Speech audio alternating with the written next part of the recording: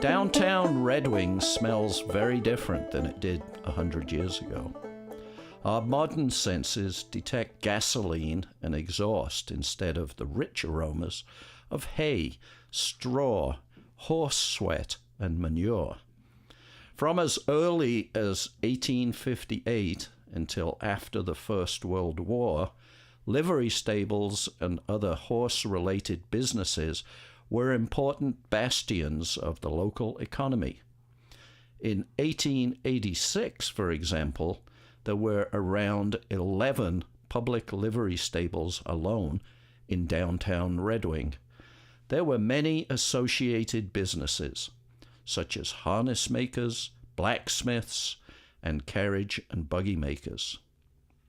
Livery stables bought and sold horses, ran bus services to the depots and the dock, and rented horses, vehicles, and even drivers to those who needed them.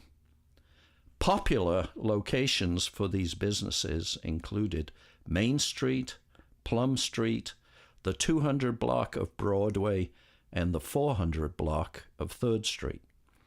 The building at 430 3rd Street is the best preserved of the surviving livery stables.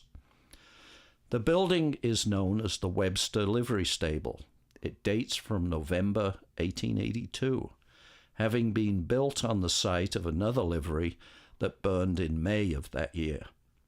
The front of the building is of local limestone, and the back is built of brick. The beautiful archway is the most prominent feature of the building and is tall enough for a mounted horseman or a buggy.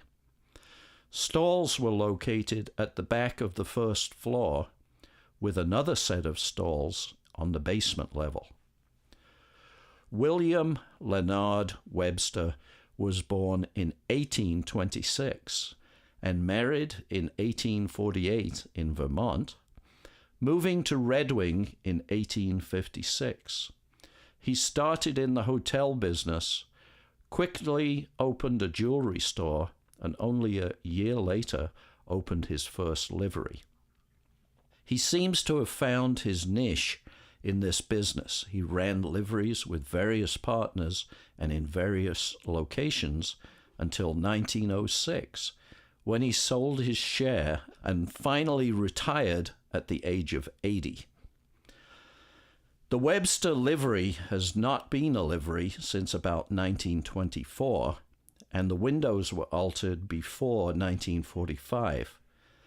The storefronts have been in place since the 1940s and 1950s, but to this day the stone arch adds grace and beauty to downtown Red Wing.